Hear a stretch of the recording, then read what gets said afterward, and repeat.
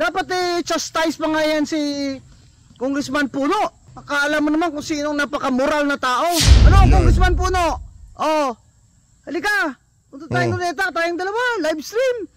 Pakita mo sa akin na ikaw ay you are a moral man. Akala mo naman kung sinong ikaw na... Di ka ba immoral? Wala ka bang ginawang mga immoral? Pero sa loob ng House of Representatives. Ano yan? Ano yan ang ginawa nitong si Congressman Puno at Tony Gonzon? Ano yan? Ano ba siya? Nagparada ba siya ng mga babae sa opisina? Tatanong ako. Hindi ako nag-aakusa. Ano bang ginawa niyang immoral? Kumbaga dito, inaano lang natin. Nako, interview ho nitong si Congressman Liviste dyan sa DZAR 1026 News ang ating pag-uusapan dito sa video na to. At itong si Atty. Rowena Guanzon, meron ho siya mga birada doon sa mga congressman na nagsuspinde dito kay Congress Meow. Pero bago yan, isang like at isang subscribe. Masaya na ho tayo dyan at sa mga gusto sumali sa ating community, yung join button nandyan lang ho sa babae. Na nga, wala ho tayo maraming papasadaan dito sa video na to. Rerekta ho kagad tayo dito kay Atty. Rowena Guanzon. Conduct for being biased. Putang. Napanood niyo yung mga video ng mga congressmen at tungkol sa sa suspension ng Ethics Committee at ng House Majority kay Congressman Kiko Barzaga ng Cavite. No? Ano nangyari dyan sa mga human rights defenders dyan sa House? Bigla nakalimutan yung freedom of speech. yung mga akbayan, mga makabayan, yung mga nasa Makabayan Block. Di ba? Nasaan na sila? Anak ng Veterang Garawata. Baka nakisangkot pa ho sila sa pagsuspende dito kay Congress Meow. Kasi yung amo nilang si Martin Romualdez, siya ang nababanatan nitong si Congress Meow. Totoo naman ho kasi sinasabi nitong si Congressman Kiko Barzaga. Napakarami ho talagang kabuktutan na nangyayari dyan sa House of Representatives. Merong kabitan, merong mga proponent na walang humpayang pagnanakaw. Di ba? Napakarami hong immoral na nangyayari dyan. Pero yung ginawa nitong si Congressman Kiko Barzaga, walang doon, walang masama doon, anak ng tokwa. Ang bottom line dito, hindi doon sa mga kalaswaan, hindi doon sa mga post nitong si Congress Meow na meron siyang kasamang babae o kung meron siyang kahawak na pera. Hindi yun ang dahilan. Ang dahilan noon, napaka-vocal niya sa pagbati ko sa administrasyon nitong si Adik. Di umano, sabi nitong si Senator Amy Marcos, di ba? Yun ang talagang dahilan dyan. Ang tagal na nung ibang mga video na yun, bakit napansin lang nung nagsalita siya, nung binanatan niya itong si Martin Romualdez at itong si Marcos Jr. Diba? Masyado silang obvious eh. Dapat balancing of interest, panalo lagi ang freedom of speech. Lalo na pag inside the halls of Congress, na siya mismong dapat ay nagpapatibay ng ating saligang batas. Diba? Ba't naman ganun? Pag ang congressman, si Kiko, ay nagkikriticize kay BBM, tinatawag siyang magnanakaw, o mandurugas, magnanakaw, sususpindi nila. Pero pag si Congressman Puno naman nagsabing gandang lalaki at honest nitong si Martin Romualdez, hindi nila isa-cite for unethical conduct for being biased. Putang. Pamura pa tong si Atty. Rowena Guanzon. Kamura-mura naman kasi mga nangyayari dyan sa House of Representatives. Nakita nyo kung gaano kababastos yung iba dyan. Narinig lang ho nila na binanatan itong si Kiko Barzaga, itong si Marcos Jr. Point of order ho sila ng point of order. Di ho sila magkanda o gaga sa pagpapatigil sa pagsasalita nitong si Congress Meow. Kita nyo ho yun mga kababayan. Ngayon, ano naman yan kumbaga, pagka meron kang adik na presidente, di umano, sabi nitong si Senator Amy Marcos, siya nagsabi niyan, di tayo, adik daw si Marcos Jr. Kumbaga kasama sa package yan, yung mga katarantaduhan sa House of Representatives, yung pagmamaniobra sa Senado, ika nga, package deal yan. Gusto nyo yan wala tayong magagawa, nandiyan na yan. Ngayon, kung talagang ayaw na natin to, dapat magkaisa tayo sa iisang layunin. Natapusin natin itong bulok na sistema na to. Pero kailangan natin respetuhin ang saligang batas. Sa paanong kaparaanan, kung sakaling matanggal si Marcos Jr., hindi natin sinasabing tatanggalin natin siya sa legal na paraan, sa pag-i-impeach sa kanya o sa impeach na lang para di ba? Kunyari na-impeach si Marcos Jr., si VP Sara papalit. Ang tanong dito, bakit itong mga siraulong mga kabayan na to parang mayroong saltik sa utak? Sa February daw, mag-hahain ng impeachment kay VP Sara, palakpakan. Hahainan nila ng impeachment yung Ali na kung saan mapanggang sa ngayon wala pa silang konkretong ebidensya kung talagang dinispalko niya yung confidential and intelligence fund niya. Pero yung direktang diniliberan ni Zaldico, sabi ni Zaldico, ng pera, di umano, hindi nila sasampahan ng impeachment. Palakpakan! Di ba? Ang titindi o na saltik nitong mga nitong mga taga makabayan, di ba? Ay, hindi. Kamatayan pala. Oh. Ano nangyari dyan sa human rights defender sa House? Wala lang human rights dyan, Tori. Hindi ba dapat Ang tawag dyan, attorney, mga tambaluslus defenders, hindi human rights. Tambaluslus defenders, no? Ikumpara mo naman sa pagkanipis ng balat sibuyas ni Congressman Puno ang konstitusyon na napakapakapal ng ating mga karapatan dyan sa Bill of Rights. Yung Congressman Puno, gusto maging speaker yung Congressman Puno. Yung matandang, tatanda rin naman tayo. Walang problema. Matanda rin naman yung si Atty. Gonzon. Ang problema, yung Congressman Puno, para tumanda na walang pinagkatandaan yung sira. Diba? Masyado siyang nagpapakaasa kay Martin Romualdez at kay Marcos Jr. Basta meron bumanat kay Marcos Jr. at Martin Romualdez, mabilis pa sa alas 4, tumatahol yung sila. Anong namit ang garawa? Yung Congressman Puno, yung matandang walang pinagkatandaan dyan sa House of Representatives, yung parang merong saltik sa utak. Rights. Abay dapat panalo si Kong Kiko at hindi siya dapat masuspend. Dapat chastise pa nga yan si Congressman Puno. Akala mo naman kung sinong napaka-moral na tao. Ano, yan. Congressman Puno? Halika. Punta tayong luneta, tayong dalawa, live stream. Pakita mo sa akin na ikaw ay you are a moral man. Akala mo naman kung sinong ikaw na... Di ka ba immoral? Wala ka bang ginawang mga immoral? Pero sa loob ng House of Representatives, ano yan? Ano yan ang ginawa nitong si Congressman Puno, Atty. Gonzon? Ano yan? Ano ba siya? Nagparada ba siya ng mga babae sa opisina? Tatanong ako. Hindi ako nag-aakusa. Ano bang ginawa niyang immoral? Kumbaga dito, inaano lang natin. Sinusubukan lang natin hulaan. Ano bang ginawa na immoral nitong matandang uhugi na to? Matandang walang pinagkatandaan. Yang si, ano pangalan? Itong si Congressman Puno. Yung matanda. Yung papreskon ng papreskon. Diba?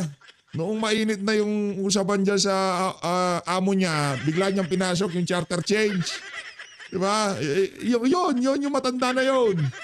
Yung matandang walang pinagkatandaan. Gusto yung pakita ko pagmumukha sa inyo? Sandali lang Kung Puno. Teka lang mabilis lang ito.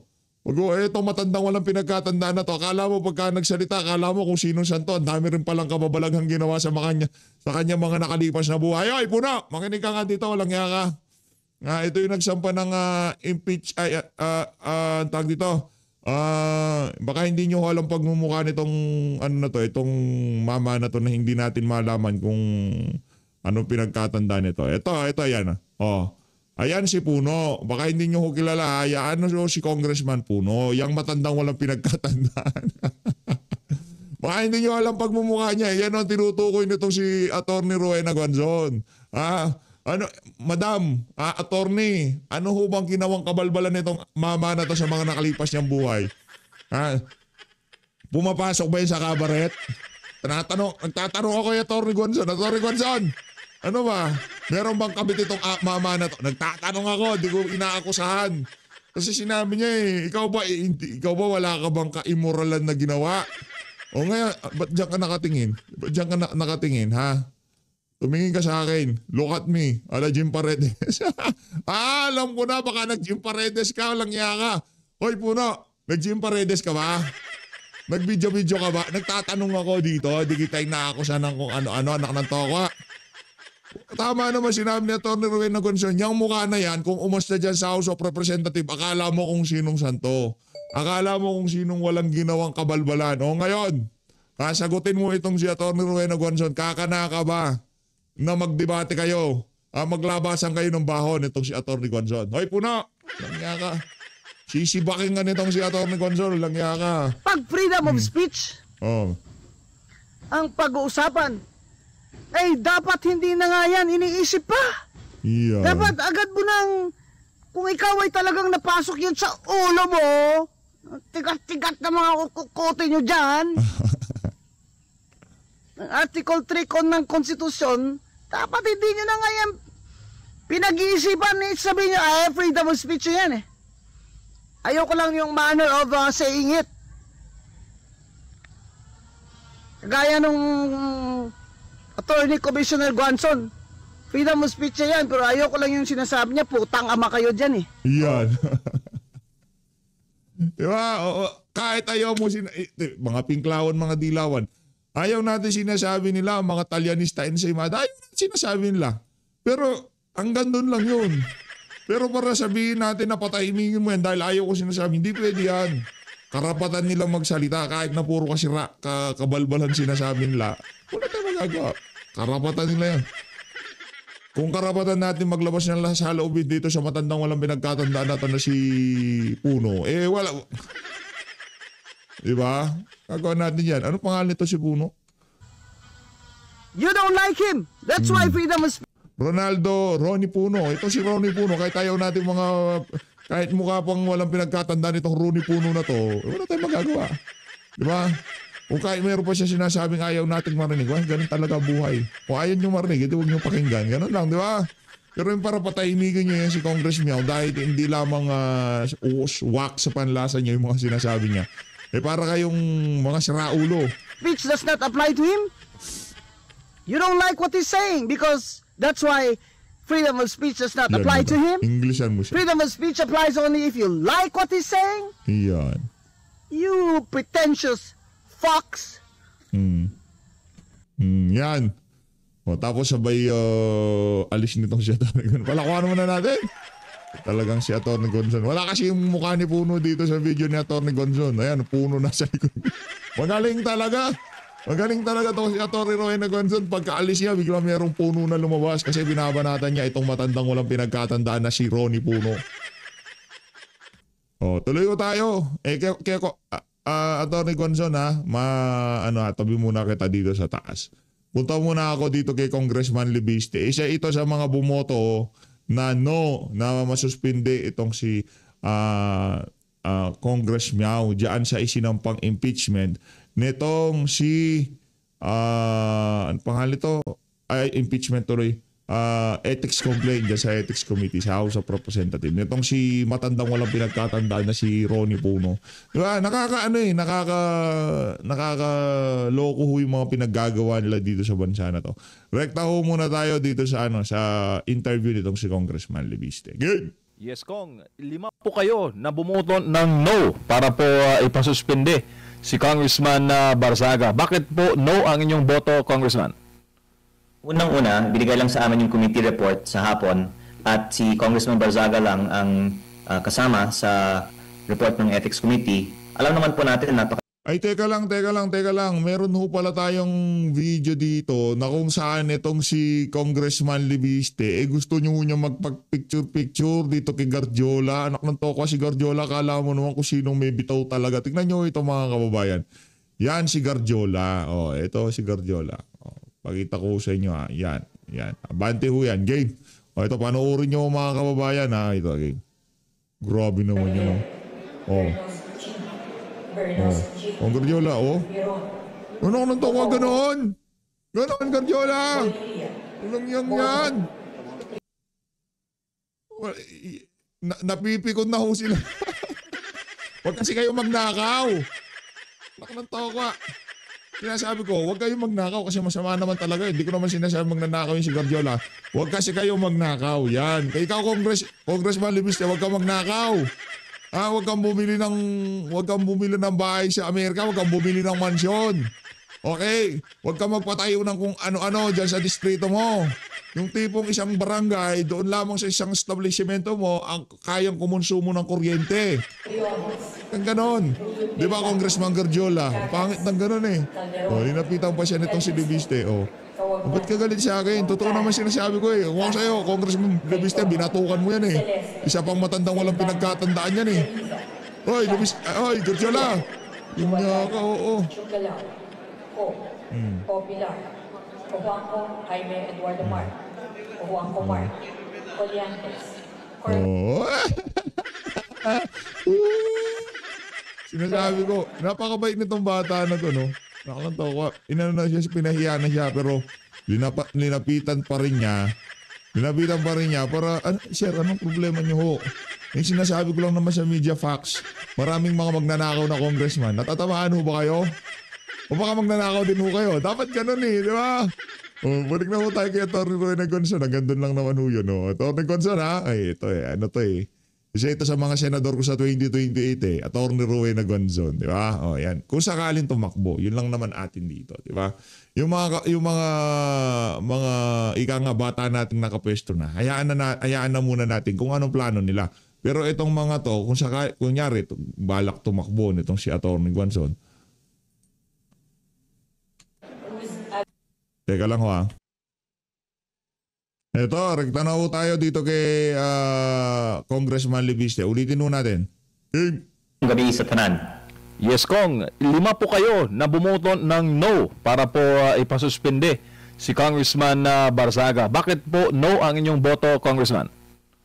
Unang-una, binigay lang sa amin yung committee Si Idol MG Mondial pala to eh. Palakpakan ho muna natin. Ito si Idol MG Mondial. Idolo ho na. Idolo. Malupit to yan. Malupit. report sa hapon at si Congressman Barzaga lang ang kasama sa report ng Ethics Committee. Shout out Alam naman sa po natin MG na ha. Palakpakan muna natin si MG Mondial. Ano natin yan na idolo yan. Shout out. Mega love shout out. Palakpakan muna natin. maraming ibang mga kongresista sangkot ngayon sa mga anomalyang mga proyekto sa DPWH. At actually, nabanggit ko sa aking explanation of vote, nakakahiya na maging miyembro ng Kongreso na mas inuuna pa natin ang Ethics Committee hearing tungkol sa mga social media posts kaysa sa pagpapanagot sa korupsyon sa gobyerno.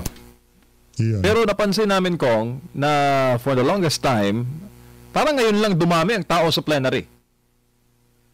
Kaya nga po ako din na lungkot dahil sa karaniwang araw sa Kongreso, kukunti lang ang attendance. Pero dahil ang requirement para masuspinde ang isang miyembro ay 2/3 of all members voting, dapat pina-attend talaga ng Kongreso ang mga miyembro. Kaya since the approval of the budget on October 13, ngayong araw ang pinakamataas ang attendance sa Kongreso na nagsasalamin na tila napaka-importante na masuspindi si Congressman Barzaga, which shows, I think, misprioritization of the current Congress. Opo, Kong, kasama po ba si Congressman Barzaga doon sa mga nakikita, naririnig po ninyo na posibleng ipatawag, paimbestigahan, kaugnay po sa issue ng pagnanakaw ng pera ng bayan sa flood control projects? Apong aligasyon tungkol sa korupsyon dito. Kaya ang sinasabi ko kanina, dapat yung mga kasamahan natin na hindi lang nagkakataon na sangkot sa korupsyon, pero mismo sa Kongreso, ang pinag-uusapan ay paano makabili ng budget, paano lutuin mga bidding, nag-aalok ng mga insertions sa kanilang mga distrito. Dapat yung mga kasamahan natin ng mga yon ang inuuna ng Ethics Committee. At hindi po ang mga katulad ni Congressman Barzaga na hindi naman po tungkol sa korupsyon, kung hindi lang mga social media posts ang akusasyon. Ang isa sa mga nabanggit ko kanina nga ay isang kasamahan ko mula sa Batangas na meron na tayong mga inilabas na ebidensya na bumili ng pondo sa DPWH pati na rin po sa Kongreso. At andun siya kanina sa floor para bumoto para isuspindi si Congressman Barzaga. Kaya very ironic sa akin na sila pa na may allegations of corruption ang bumoto pa para isuspindi si Congressman Barzaga. Opo, Kong, ano pong masasabi niyo doon sa grounds ng Ethics Committee? Quote-unquote, disorderly behavior daw ang pinapakita ni Congressman Barzaga. Sir.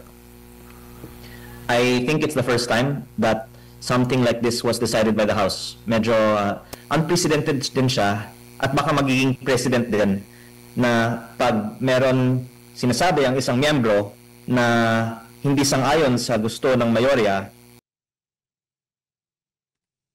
pwede na nilang gamitin yan bilang basehan na isuspinde sila. Yan. Opo, anong tingin niyo dito, Kong? Ito ba'y magbibigay ng chilling effect para po sa mga kongresista pa na nagbabalak na magpahayag ng kanila pong sariling saloobin kaugnay po sa mga nangyayari ngayon sa pamahalaan? Baka yun po yung intensyon, pero hindi yan po yung mangyayari dahil nung ako po ay nasa plenaryo kanina, tinatanong ko ang aking mga kasamahan at lahat po sila actually nahihiya na ang kanilang boto laban sa pagiging kongresista ni Congressman Barzaga ay magiging on the record at medyo pag-uwi nila sa kanilang mga distrito siguro mahihirapan din silang ipaliwanag sa kanilang mga constituents bakit ito pa ang inuna ng Kongreso ngayong araw. At ang resulta po nito ay mauubusan na rin ng political capital ang Kongreso para makapagpasa ng iba pang mga mas importanteng bagay. Kaya dahil inuubos ng ating Kongreso ang ating kapital para sa mga hindi naman dapat i-prioritize na mga bagay, mas mawiweaken ang grip, I think, ng Kongreso sa mga miyembro. Kong, nandiyan po kayo ng panahon ni former Speaker Martin Romualdez ngayon kay Speaker Bogie D. Kamusta ang atmosphere, sir? The same pa rin po ba when it comes to turingan po ng mga kongresista and the working atmosphere po sa buong HREP? Unang-una po, ang karaniwang araw, konti lang po ang mga nag-a-attend sa plenaryo. Pero ang isa din sa sinabi sa akin ng mga mas veteranong mga miyembro ay ngayon nga ang isa sa mga mas lalong mababang attendance at konti lang ang tinatalakay sa floor. Dahil ang preoccupation ng maraming mga miyembro sa Kongreso ngayon ay huwag sila sanang madawit sa mga flood control investigations. Ang sabi nga po ng Ombudsman ay 10% ng Kongreso ay iniimbestigahan ngayon. At baka ang kinakatakutan ng ibang mga miyembro ay pagkakanta ang 10% na yan, baka almost 100% sa mga members ay in some way ma-implicate sa mga flood control controversies. Nako. Kaya ang nakakalungkot dito, anuman ang inyong pananaw sa mga political issues, all of us can agree na hindi nakakatulong sa bansa na meron tayong Congress na hindi nakaka-function. Wala tayong mga major landmark bills siguro na maipapasa sa mga susunod na mga buwan o baka sa buong Kongreso dahil ang nasa isip ng maraming mga kongresista ay hindi ang paggagawa ng mga batas kung hindi sana wag lang silang makasuhan. Nako, baka naman sa impeachment, mabubuhay na naman ng HREP, Kong.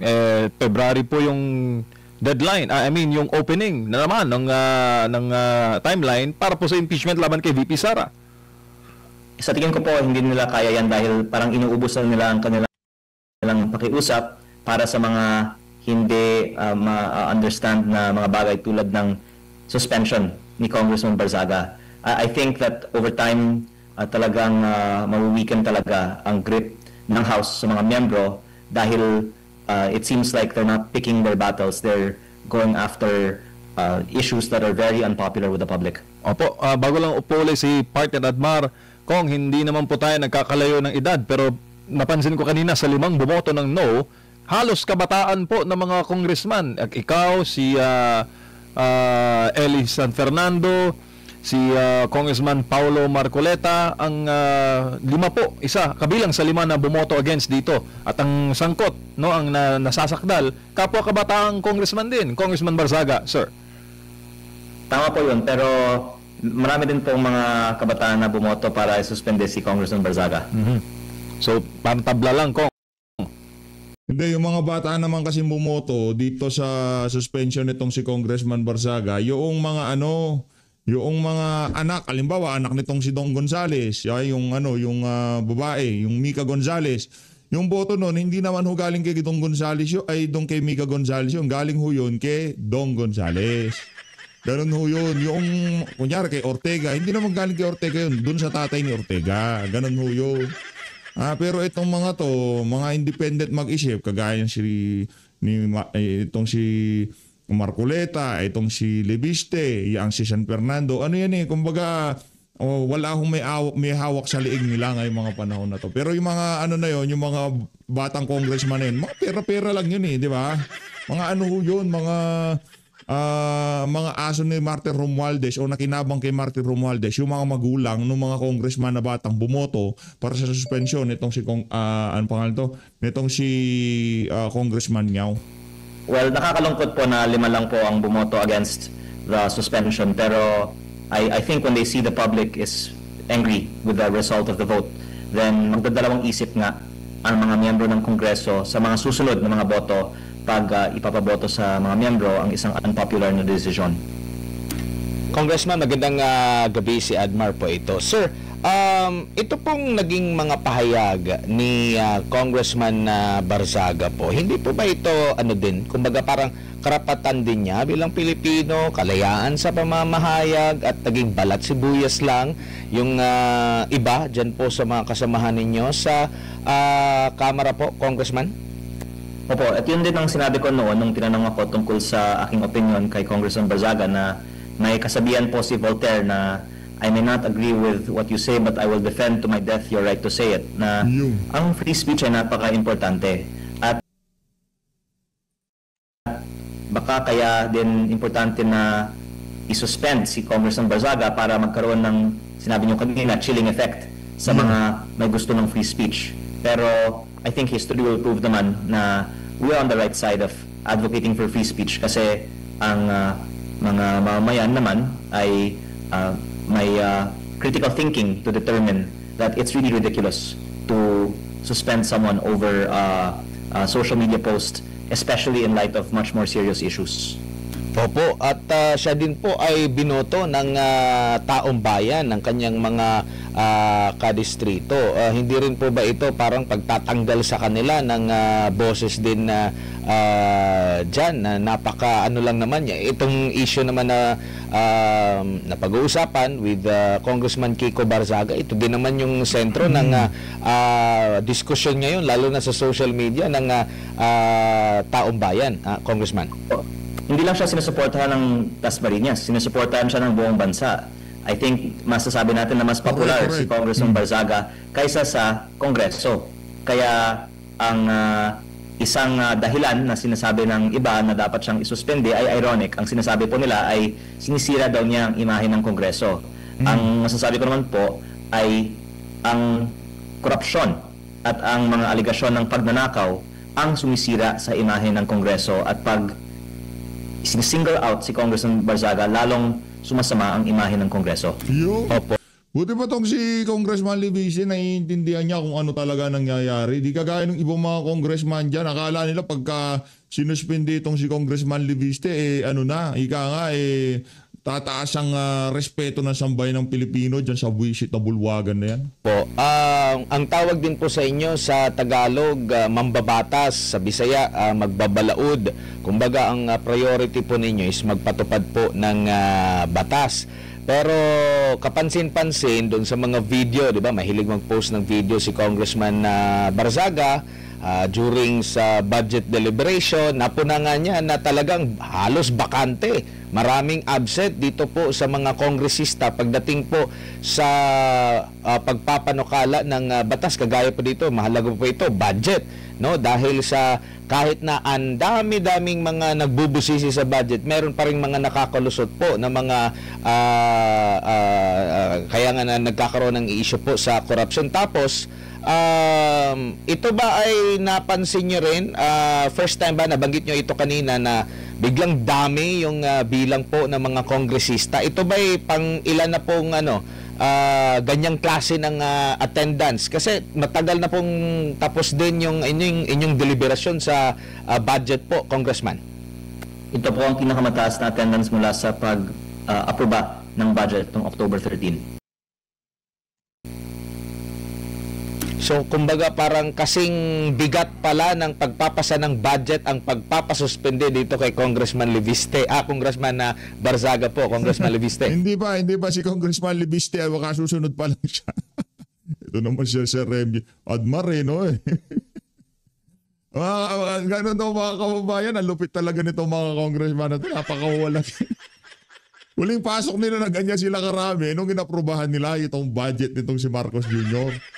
Ngayon pumasok ko sila ulit para lamang isuspinde. Pagkatapos yun yan, wala na naman papasok. Bakit? Papunta na ako ng ibang bansa yung mga ibang congressman.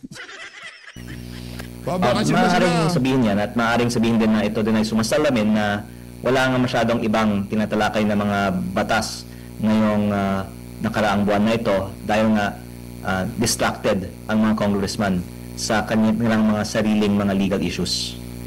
Ayun na nga mga kababayan, dito na natin tatapusin ang ating reaction video. Maraming salamat po sa pagsupport sa PH Update. Ang masasabi lang natin dito kay Ronnie Puno, ano ba yung mga kaimoral lang ginawa mo na nagawa mong sampahan ng ethics complaint itong si Congressman Barzaga, gayong ikaw pala napakaraming immoral na ginawa sa buhay mo base dito kay Atty. Joel Atanson, hindi base sa atin. Maraming salamat po mga kababayan, mag-ingat po kayo lahat. Mahal natin Pilipinas.